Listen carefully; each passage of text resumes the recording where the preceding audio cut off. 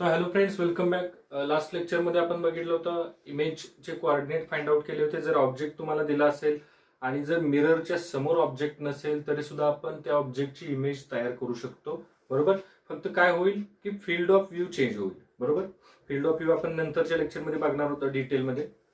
त्याच्यानंतर जर ऑब्जेक्टचे कोऑर्डिनेट दिले असतील एक्स वाय कोऑर्डिनेट सिस्टीम मध्ये, जर एखादी मिरर एखाद्या एक्स ऍक्सिसला किंवा वाय ऍक्सिसला इन्क्लाइन केलेली असेल किंवा अँगल बनवणारे असेल आणि ऑब्जेक्ट ठेवला असेल तर त्या ऑब्जेक्टचे कोऑर्डिनेट दिले असतील तर इमेजचे पण कोऑर्डिनेट आपण काय करू शकतो, इझिली फाइंड आउट करू शकतो. त्याच्यावरती मी तुम्हाला होमवर्कला 2 एक्झाम्पल पण दिले होते. एक असं दिलं होतं बघा, समजा हा ऑब्जेक्ट आहे ए बी असं दिलं होतं, ए बी आणि मिरर अशी दिली होती. बरोबर. तर ह्या ऑब्जेक्टची इमेज फक्त लोकेट करायची होती, कोऑर्डिनेट फाइंड आउट करायची गरज नव्हती. मग आता इथून काय टाकणार सांगा, परपेंडिक्युलर टाकणार मिरर वरती, ही झाली ए ची image A dash. Okay. B मधून परपेंडिक्युलर टाकणार मिरर वरती, ही झाली बी ची इमेज बी डॅश. हे जॉईन केले काय झाले रे, ए बी ची image A dash B dash. Okay. दुसरं एक एक्झाम्पल दिलं होतं तुम्हाला एक्स वाय कोऑर्डिनेट सिस्टीम मध्ये. सांगितलं होतं ही एक मिरर आहे आणि मिररने एक्स ऍक्सिसशी किती अँगल बनवलाय, 30 डिग्री एवढा अँगल बनवलाय आणि ऑब्जेक्ट आहे सांगितलं होतं, ऑब्जेक्ट आहे ह्या पॉइंटला ओ पॉइंटला आणि ऑब्जेक्टचे कोऑर्डिनेट 2,0 दिले तर इमेजचे कोऑर्डिनेट फाइंड आउट करायचे होते. बरोबर. ऑब्जेक्ट आपण कोणता घेत होतो, आर्चीला, आर्ची मधला सायराइट मधले आर्ची जे आहे ते आर्चीला आपण ऑब्जेक्ट म्हणत होतो. मग आर्ची जी उभा आहे ते इथं उभा आहे. बरोबर. मग ह्या आर्चीची इमेज कोणत्या ऍक्सिस वरती तयार होईल, आर्चीची इमेज आहे ते आपण लोकेट करण्यासाठी काय करतोय तर इथून परपेंडिक्युलर टाकला. ओके. इथून परपेंडिक्युलर टाकला मिररला, ऑब्जेक्ट मधून परपेंडिक्युलर मिररला टाकला. बरोबर. नंतर काय करणार, ऑब्जेक्टचं मिररचं डिस्टन्स, ऑब्जेक्टचं मिरर पासूनचं distance is equal to mirror पासून इमेजचं डिस्टन्स. म्हणजे इमेज जी आहे ती ऍक्सिस वरती तयार न होता कुठे तयार होणार आहे, क्वाड्रंट मध्ये तयार होणार आहे. बरोबर. म्हणजे दोन्हीपैकी कुठलाही त्याचा इमेजचा कोऑर्डिनेट 0 येणार नाही. 0 कधी येतो सांगा, जेव्हा ऑब्जेक्ट किंवा एखादा पॉईंट कोणत्या तरी ऍक्सिस वरती असला पाहिजे तेव्हा एखादा कोऑर्डिनेट काय तो 0 येतो. बरोबर. जसं की इथं बघा, ऑब्जेक्ट जो आहे तो एक्स ऍक्सिस वरती आहे त्याच्यामुळे त्याचा वाय कोऑर्डिनेट 0 आला. बरोबर. जर इमेज ही वाय ऍक्सिस वरती तयार झाली असती तर तिचा एक्स कोऑर्डिनेट 0 आला असता, परंतु इमेज ही क्वाड्रंट मध्ये तयार झाली त्याच्यामुळे तिचे कोणताच कोऑर्डिनेट 0 येणार नाही. आपल्याला तिचा एक्स कोऑर्डिनेट आणि वाय कोऑर्डिनेट फाइंड आउट करायचा आहे. आता मी काय करतोय बघा, ह्या इमेज मधून असा परपेंडिक्युलर टाक. मग हा काय होणार आहे तिचा, इमेज मधून परपेंडिक्युलर टाकला एक्स ऍक्सिस वरती, हा काय होणार आहे तिचा एक्स कोऑर्डिनेट. ओके. आणि इमेज मधून वाय ऍक्सिस वरती परपेंडिक्युलर टाकला, हा काय होणार आहे तिचा वाय कोऑर्डिनेट. बरोबर. मग इमेजचे 2 कोऑर्डिनेट होणार एक्स आणि वाय. चालेल. ठीक. आता कसं फाइंड आउट करायचं आहे, अगोदर बघा हा ट्रायंगल, हा जो ट्रायंगल दिसतोय तुम्हाला तो ट्रायंगल मध्ये बघा, या ट्रायंगल मध्ये हा 30 आहे, हा 90 आहे, तर हा किती असणार, 60 डिग्री असणार. ओके. हा जर 60 डिग्री असेल तर तुम्ही मला बघून सांगायचं की या ट्रायंगल मध्ये आपण साइन 30 लावला, हा काय होणार आहे मित्रांनो, हा हायपोटेनस होणार आहे. बरोबर. हा 90 म्हटल्यावर हा हायपोटेनस होणार. मग साइन 30 इज इक्वल टू काय, हे होणार आहे. बरोबर. त्याला आपण समजा लेट केलं ओ ए आय. बरोबर. ओ ए अपॉन काय होणार आहे सांगा, त्याला आपण नाव दिलं बी, ओ बी. समजते का बघा. साइन 30च्या समोरची साइड कोणती आहे, ओ ए, आणि हायपोटेनस कोण आहे सांगा, ओ बी आहे. ओ ए आपल्याला फाइंड आउट करायचे, ओ ए अपॉन ओ बी किती आहे सांगा, 2 आहे. साइन 30 किती असतो, हाफ असतो. मग half is equal to O A upon 2, म्हणजे 2 काय झालं, कॅन्सल झाला. O A is equal to किती मिळालं, 1 मिळालं. म्हणजे हे डिस्टन्स काय मिळालं मित्रांनो, 1 मिळालं. बरं. ऑब्जेक्टचं मिरर पासूनचं डिस्टन्स 1 आहे, तर त्या इमेजचं पण मिरर पासूनचं डिस्टन्स किती असणार आहे, 1 असणार आहे. ठीक आहे. आता मित्रांनो हे किती मिळालं आपल्याला, ओ टू आय मिळाला, 1 + 1 2 मिळाला. लक्षात येते का बघा, ओ टू आय 2 मिळतोय. व्यवस्थित बघा. त्याच्यानंतर ओ टू आय जर 2 मिळाला आणि हा जो अँगल आहे हा 60 आहे, तर आपण समोरची बाजू काढू शकतो. लक्षात येते, हे म्हणजेच वाय कोऑर्डिनेट निघेल. जर आपण इथं साइन 60 अप्लाय केला, साइन 60 इज इक्वल टू काय मिळेल रे, समोरची बाजू कोण आहे सांगा, समोरची बाजू वाय. बरोबर. समोरची बाजू वाय आहे. बरोबर. ही आणि ही एकमेकांना पॅरलल आहे. बरोबर. समोरची बाजू काय झाली, वाय, आणि हायपोटेनस कोण झाला, 2 झाला, ओ आय. लक्षात येते. मग साइन 60 किती असतो, √3/2 is equal to Y upon 2. 2 शी 2 कॅन्सल. मग वाय इज इक्वल टू किती मिळाला, √3 मिळाला. म्हणजेच त्याचा वाय कोऑर्डिनेट काय मिळाला, इमेजचा वाय कोऑर्डिनेट मिळाला √3. ओके, राहिला आता कोणता कोऑर्डिनेट, आता आपल्याला राहिला फक्त एक्स कोऑर्डिनेट फाइंड आउट करणं. मग आता व्यवस्थित विचार करून तुम्ही सांगायचं एक्स कोऑर्डिनेट म्हणजे आपल्याला हे फाइंड आउट करायचं आहे. आता समजा मी हे जर जॉईन केलं, हे जर असं जॉईन केलं तर व्यवस्थित विचार करून सांगा, हा ट्रायंगल खालचा जो ट्रायंगल दिसतो कोणता, BOA आणि BIA हे सिमिलर ट्रायंगल आहेत बघा. हा 90 आहे बरोबर, मग हा जर 30 असेल तर हा पण किती असणार आहे, 30 असणार. मग हा टोटल किती होणार, 60 होणार आहे. मित्रांनो आपल्याला हा एक्स फाइंड आउट करायचा आहे आणि ही जी आहे ही साइड आपल्याला वाय माहित आहे बरोबर, लक्षात येत आहे. आणि हा अँगल आपल्याला 60 माहित आहे बरोबर. मग जर मी tan 60 अप्लाय केला, tan 60 is equal to opposite side y upon adjacent side x बरोबर. तर tan 60 किती असतो, tan 60 असतो √3 इज इक्वल टू y ची व्हॅल्यू आपण फाइंड आउट केलेली आहे √3 अपॉन x. हे ह्याच्याशी कॅन्सल होईल, मग x इज इक्वल टू किती मिळणार आहे, 1 मिळणार आहे. म्हणजेच त्याचा x कोऑर्डिनेट 1 आहे आणि y कोऑर्डिनेट काय होणार आहे, √3 होणार आहे. म्हणजेच ऑब्जेक्ट जो आहे ऑब्जेक्ट 2,0 एवढे कोऑर्डिनेट आहेत बरोबर एक्स ऍक्सिस वरती, परंतु जे मिररचे इन्क्लिनेशन आहे, मिररने एक्स ऍक्सिसशी बनवलेला अँगल आहे, तो अँगल जर चेंज झाला तर इमेजचे कोऑर्डिनेट सुद्धा काय होणार आहेत, ते चेंज होणार आहेत. मग इमेजचे कोऑर्डिनेट इथं काय आले सांगा, 1,√3 आलेले आहेत. समजतंय, ठीक आहे.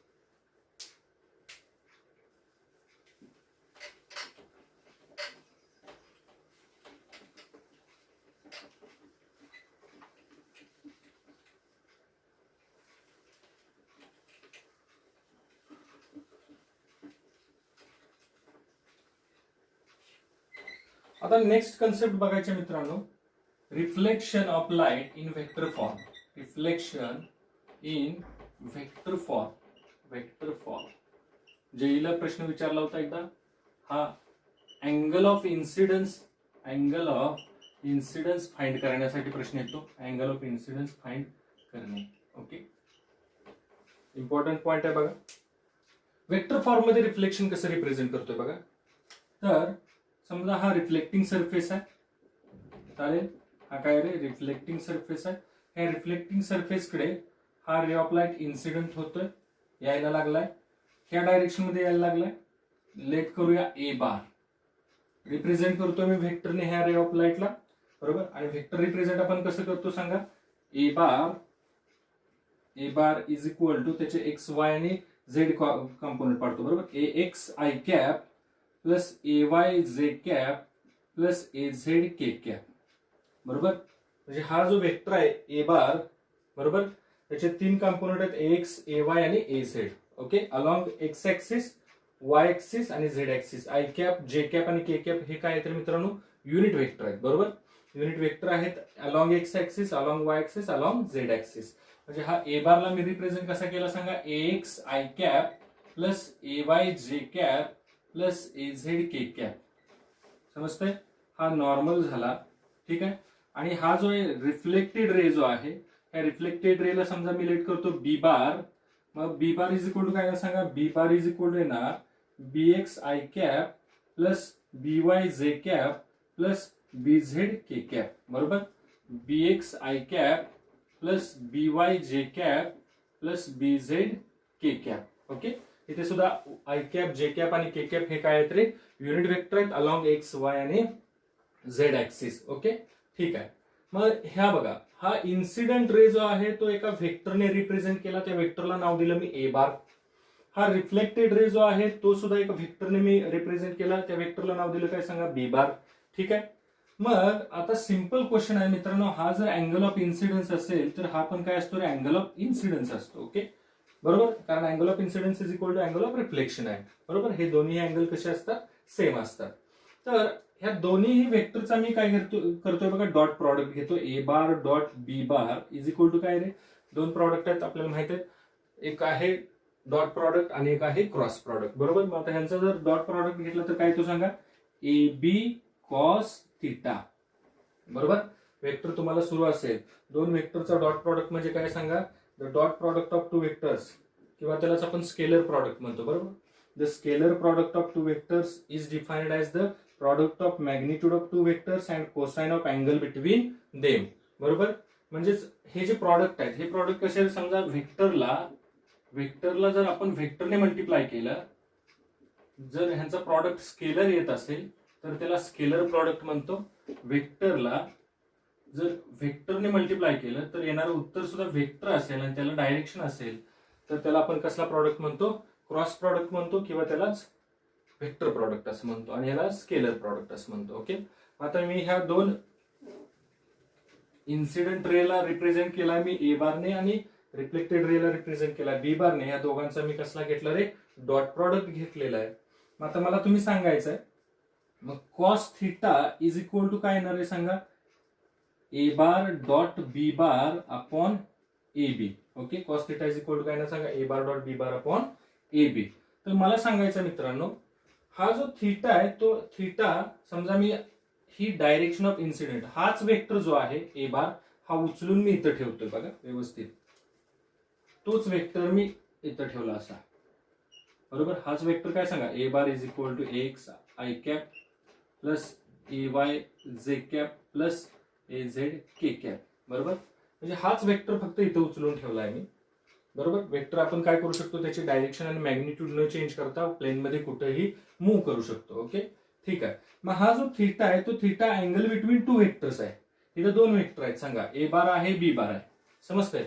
मग हा जो थिटा आहे तो इथं बरेच विद्यार्थी काय करतात, हा ए बार सरांनी सांगितलं हा बी बार आहे म्हटल्यावर थिटा असणार 2 आहे, चूक बरोबर. थिटा जो आहे प्रॉडक्ट जो आपण घेतो तेव्हा एखाद्या पॉइंट मधून दोन वेक्टर सुरू झाले पाहिजेत. म्हणजे समजा हा एक पॉइंट आहे, ह्या पॉइंट मधून हा एक पी बार गेला आणि हा समजा क्यू बार आहे आणि हा दोघांच्या मधला अँगल थिटा आहे. त्या केसमध्ये आपण काय लिहू शकतो, P bar dot Q bar is equal to P Q cos theta. आलं लक्षात, समजतंय. दोन वेक्टर एका पॉइंट मधून काय झाले पाहिजेत, सुरू झाले पाहिजेत, तेव्हाच आपण त्या दोघांच्या मधला अँगल घेऊ शकतो. आता इथं बघा हा जो वेक्टर आहे हा वेक्टर ह्या पॉइंटकडे येतोय आणि हा वेक्टर ह्या पॉइंट मधून जातोय बरोबर. ह्या केसमध्ये हा अँगल थिटा आपण घेऊ शकतोय का, नाही घेऊ शकत. परंतु हाच वेक्टर जर इथं आपण ठेवला तर हा सुद्धा बघा, हा जो खालचा वेक्टर आहे हा आणि हा वर रिफ्लेक्टेड रेने रिप्रेझेंट केलेला वेक्टर जो आहे तो, हे दोन्ही एकाच पॉइंट मधून निघतात. म्हणजे हा आपण काय घेऊ शकतो रे, थिटा घेऊ शकतो. समजतंय. थिटा घ्यायची कंडिशन समजली. थिटा घेताना काय करायचं, दोन वेक्टर एकाच पॉइंट मधून जातात तेव्हाच त्या दोन वेक्टरच्या मधला अँगल काय घ्यायचा असतो, थिटा घ्यायचा असतो. समजतंय. बरेच विद्यार्थी काय घेतील, 2i म्हणतील सर हा सुद्धा एक वेक्टर आहे, हा पण वेक्टरच आहे ना, एक अँगल बिटवीन टू वेक्टर्स म्हटल्यानंतर हा घ्यायचा. नाही, हा वेक्टर ह्या पॉइंटकडे येतोय आणि हा वेक्टर ह्या पॉइंट पासून लांब जातोय. ह्या केसमध्ये आपण त्या दोघांच्या मधला अँगल थिटा घेऊ शकत नाही. काय व्हायला पाहिजे, दोन्ही वेक्टर एकाच पॉइंट मधून काय झाले पाहिजेत, निघालेले असले पाहिजे. समजतंय. जसं की हा वेक्टर आणि हा वेक्टर, त्या केसमध्ये त्या दोघांच्या मधला अँगल थिटा घ्यायचा. मग आता मला तुम्ही सांगायचं, हा आय आहे हा आय आहे, तर ह्याला आपण काय म्हणतो रे सांगा, डेव्हिएशन म्हणतो. काय म्हणतो याला, डेव्हिएशन. डेव्हिएशन ऐकलंय सांगा, जर हा इन्सिडेंट रेची डायरेक्शन अशीच आहे बरोबर, परंतु हा असा जाणार होता ना असा गेला, म्हणजे ह्यालाच आपण काय म्हणणार, डेव्हिएशन. किती असतं सांगा, 180 मायनस 2i असतं. ओके ठीक आहे. मग थिटा इज इक्वल टू काय टाकणार आहे सांगा, थिटा इज इक्वल टू तुम्ही टाकणार 180 मायनस 2i. मग cos of 180 minus 2i is equal to काय येणार सांगा मित्रांनो, ए bar dot B bar upon A बी. लक्षात येत आहे, ए bar dot B bar upon A बी. हा बघा, ह्या अँगलला आपण काय म्हणतो, अँगल ऑफ डेव्हिएशन म्हणतो. बघितलं आपण सेकंड लेक्चर मध्ये. हा जर अँगल ऑफ डेव्हिएशन असेल, थिटा म्हणजे काय होणार, angle of deviation is equal to 180 minus 2i. परत एकदा व्यवस्थित बघा, हा 2i ला आपण थिटा नाही म्हणलेला, आपण डेव्हिएशनला थिटा म्हणलंय. म्हणजेच हा वेक्टर इकडे येतोय, हा वेक्टर इथून लांब जातोय. म्हणजे ह्या केसमध्ये हा अँगल घेऊन चालणार आहे का theta, angle between two vectors नाही. एकाच पॉइंट मधून दोन्ही वेक्टर काय झालेले असले पाहिजेत, बाहेर निघालेले असले पाहिजेत, तेव्हाच त्या दोघांच्या मधला आपण अँगल घेऊ शकतो. आता सांगा, कॉस ऑफ 180 मायनस थिटा काय येतो, minus cos theta. Cos of बघा, cos of 180 minus theta is equal to minus cos theta. मग इथं काय येणार सांगा, cos of 180 minus 2i minus cos of 2i is equal to काय ना सांगा, A bar dot B bar upon A बी. आपल्याला काय फाइंड आउट करायचं आहे, angle of incidence find out करणे. मग आता हळूहळू आपण येतोय आ इकडे, हा मायनस पलीकडे गेला. Cos of 2i is equal to minus A bar dot B bar upon A B. चालेल, फॉर्म्युलाचा यूज करून आपण काय फाइंड आउट करणार आहे, angle of incidence find out करणार आहे. जर तुम्हाला इन्सिडेंट रे एखाद्या व्हेक्टरमध्ये रिप्रेझेंट केला असेल, रिफ्लेक्टेड रे एखाद्या व्हेक्टरमध्ये रिप्रेझेंट केला असेल आणि तुम्हाला विचारलंय angle of incidence find out करा, त्या केसमध्ये आपण हा फॉर्म्युला वापरणार आहे. आता राहिला प्रश्न मित्रांनो, हे कसं सॉल्व्ह कराल, हे कसं फाइंड आउट कराल. तर ए बार डॉट बी बार, याच्यासाठी तुम्ही काय करणार, ए बार म्हणजे काय सांगा, X I cap plus A Y J cap plus A Z K cap dot B bar कोण आहे सांगा, B X I cap plus B Y J cap plus B Z K cap. Okay, तर तुम्हाला माहित आहे multiplication आपण कसं करतो, ह्याच्यातल्या एकाने पलीकडल्या सगळ्या ब्रॅकेटला मल्टिप्लाय करायचं, ह्याच्यातल्या दुसऱ्याने पलीकडल्या सगळ्या ब्रॅकेटला मल्टिप्लाय करायचं, ह्याच्यातल्या तिसऱ्याने पलीकडल्या सगळ्या ब्रॅकेटला मल्टिप्लाय करायचं असतं, बरोबर का. त्याच युनिट व्हेक्टरने त्याच युनिट व्हेक्टरला मल्टिप्लाय केलं तर आणि तरच उत्तर किती येतं, 1 येत असतं. म्हणजे I cap dot I cap is equal to J cap dot J cap is equal to K cap dot K cap is equal to 1 असतं, बरोबर आहे. हे कशाचा, स्केलर प्रॉडक्टच्या केसमध्ये, लक्षात ठेवायचं आहे, स्केलर प्रॉडक्टच्या केसमध्ये, बरोबर. मग एका युनिट वेक्टरने दुसऱ्या युनिट वेक्टरला जर मल्टिप्लाय केलं तर स्केलर प्रॉडक्ट किती येतो, 0 येत असतो. कारण दोन युनिट वेक्टरच्या मधला अँगल किती असतो, i cap along X axis आहे वाय आणि जे कॅप अलॉंग वाय ऍक्सिस आहे, मग दोघांच्या मधला अँगल 90 होतो आणि कॉस 90 किती होतं, 0 होतं. म्हणजेच काय, तर I cap dot I cap 1, जे कॅप डॉट जे कॅप 1, के कॅप डॉट के कॅप 1, बरोबर. Other than this answer will be 0. आता ह्याच्यावरती एक प्रश्न बघा काय विचारलाय, सिंपल क्वेश्चन असा आहे,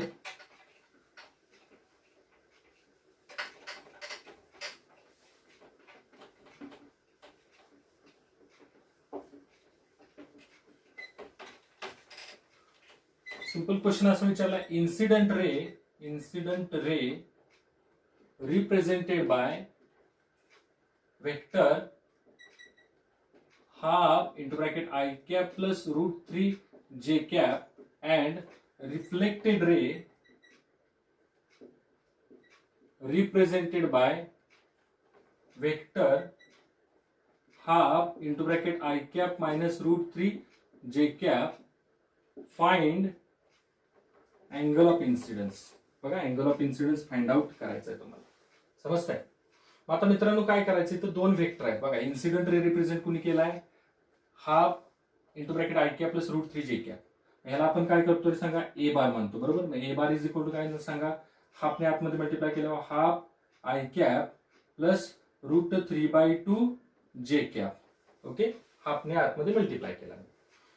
बी बार म्हणजे काय, कशाला रे, आपण रिफ्लेक्टेड रेला रिप्रेझेंट करतो बी बारने. Okay, B bar is equal to काय ना सांगा, हाफ आय कॅप मायनस हाफने आतमध्ये मल्टिप्लाय √3/2 जे कॅप.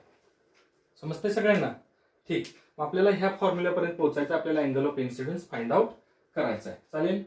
मग आता आपण काय करूया, अगोदर मॅग्निट्यूड फाइंड आउट करूया. मग ए बारची मॅग्निट्यूड म्हणजेच काय ना सांगा, ए येते. कशी मॅग्निट्यूड फाइंड आउट करतात सांगा मला, एखाद्या वेक्टरची मॅग्निट्यूड कशी फाइंड आउट करतात ते, तर एखाद्या वेक्टरची मॅग्निट्यूड फाइंड आउट करताना काय करतो आपण, रूट. बघा, एखादा वेक्टर जर आपण रिप्रेझेंट केला x I cap plus A Y J cap plus A Z K cap, असं जर एखाद्या वेक्टरला रिप्रेझेंट केलं आपण, तर त्याची मॅग्निट्यूड कशी करतो, x square plus A Y square plus A Z square. Okay, आपण असं करतो. मग आता इथं काय येणार सांगा, आयचा कॉम्पोनंट कोइफिशियंट कोण आहे सांगा, हाफ, त्याचं काय येणार आहे, स्क्वेअर येणार, हाफचा स्क्वेअर प्लस इथं काय येणार √3/2 त्याचा ब्रॅकेट स्क्वेअर. ओके, मग काय सांगा, ए ची मॅग्निट्यूड रूट मध्ये हाफचा स्क्वेअर येणार 1/4 प्लस √3/2 चा स्क्वेअर करणार √3 चा स्क्वेअर 3 अपॉन 2 चा स्क्वेअर 4. ओके, मग मॅग्निट्यूड म्हटलं काढल्यानंतर कशी येणार सांगा, ए बार म्हणजेच ए बारची मॅग्निट्यूड किती येणार, ए इज इक्वल टू √3 + 1 4/4 म्हणजे येणार √1 म्हणजेच 1. समजतंय, ठीक आहे. आता सिमिलरली बी ची मॅग्निट्यूड फाइंड आउट करा तुम्ही.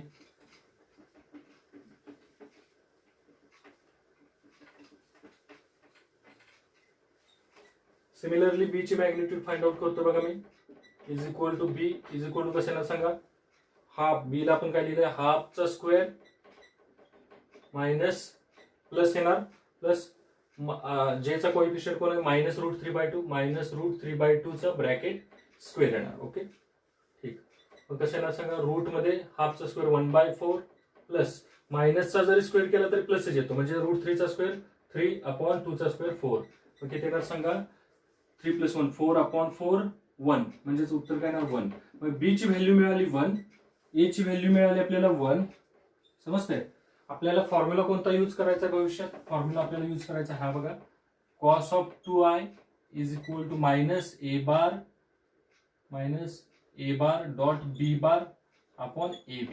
ओके, आता ab ची व्हॅल्यू काय येणार आहे सांगा? ab ची व्हॅल्यू, a ची व्हॅल्यू इंटू b ची व्हॅल्यू म्हणजेच 1 येणार आहे, म्हणजे ab ची तरी मिळाली.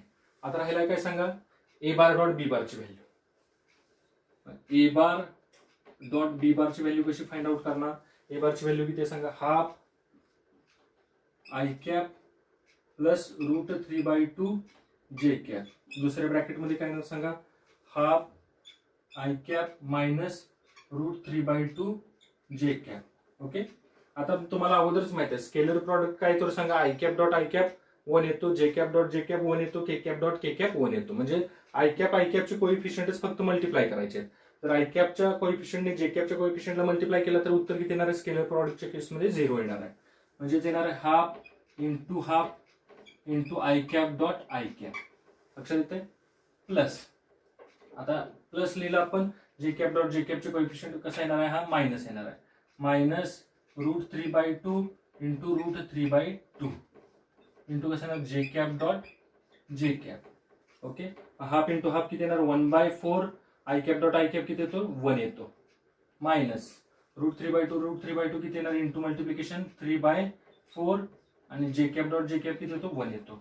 किती येणार सांगा? 1/4 मायनस 3/4 किती येणार? -2/4 म्हणजेच -half. Okay, a bar dot b bar ची व्हॅल्यू किती मिळाली? -हाफ मिळालेली आहे. चला, आता आपल्याला cos ऑफ i या फॉर्म्युल्यामध्ये व्हॅल्यू टाकू आपण cos ऑफ 2i मध्ये. मग cos of 2i is equal to minus a bar dot b bar ची व्हॅल्यू किती आली? -हाफ अपॉन ab ची व्हॅल्यू किती लिहिली? 1. बरोबर, मग cos of 2i is equal to minus minus plus half. बरोबर, मग cos पलीकडे गेला, 2i is equal to cos inverse half. चालेल, मग 2i cos इनवर्स हाफ किती येतो सांगा? 60 येतो. cos 60 हाफ ना, मग cos इनवर्स हाफ 60. मग 60, मग i इज इक्वल टू किती येणार मित्रांनो सांगा? 60/2 इज इक्वल टू 30 डिग्री. हा झाला अँगल ऑफ इन्सिडन्स. बरोबर, आता जर angle of incidence find out करायचं म्हणलं तर आपण हा फॉर्म्युला वापरला. आता angle of incidence is equal to angle of reflection, i is equal to r आहे, म्हणून r पण किती येणार आहे? 30 डिग्री येणार आहे. ओके, अँगल ऑफ रिफ्लेक्शन सुद्धा किती येणार? 30 डिग्री. बरं, डेव्हिएशन सुद्धा आपण शोधू शकतो का नाही सांगा मला? Delta is equal to 180 minus 2 आहे. सांगा डेल्टा इज इक्वल टू किती येणार? 180 minus 2 into 30. Delta is equal to येणार किती येणार सांगा? 180 minus 60. Delta is equal to किती येणार? 120 डिग्री. हा डेल्टा. बरं, डेल्टालाच आपण काय म्हणलंय रे? थिटा म्हणलं, अँगल बिटवीन टू वेक्टर्स. म्हणून थिटा इज इक्वल टू सुद्धा किती येणार? 120 डिग्री येणार आहे. म्हणजे दोन वेक्टरच्या मधला अँगल जो आहे तो किती आहे सांगा? 120 डिग्री आहे. काय डाऊट आहे का बघा? तर हा जो प्रॉब्लेम आहे मित्रांनो, हा प्रॉब्लेम मेन्स 2010 ला विचारला. JEE मेन्स 2010 ला प्रश्न विचारलेला आहे. सिंपल हा फॉर्म्युला तुमच्या पार्ट पाहिजे, हा फॉर्म्युला पार्ट असेल. तुम्ही फक्त वेक्टर्स, सिंपल वेक्टरच्या कन्सेप्ट अप्लाय करायचे आहेत. a bar dot b bar apply केलं मी, a बार डॉट b बारची वेगळी व्हॅल्यू काढली, a ची वेगळी व्हॅल्यू काढली, b ची वेगळी व्हॅल्यू काढली, त्याच्यानंतर ab केलं. बरोबर, ab ची व्हॅल्यू मिळाली त्या फॉर्म्युल्यामध्ये टाकली.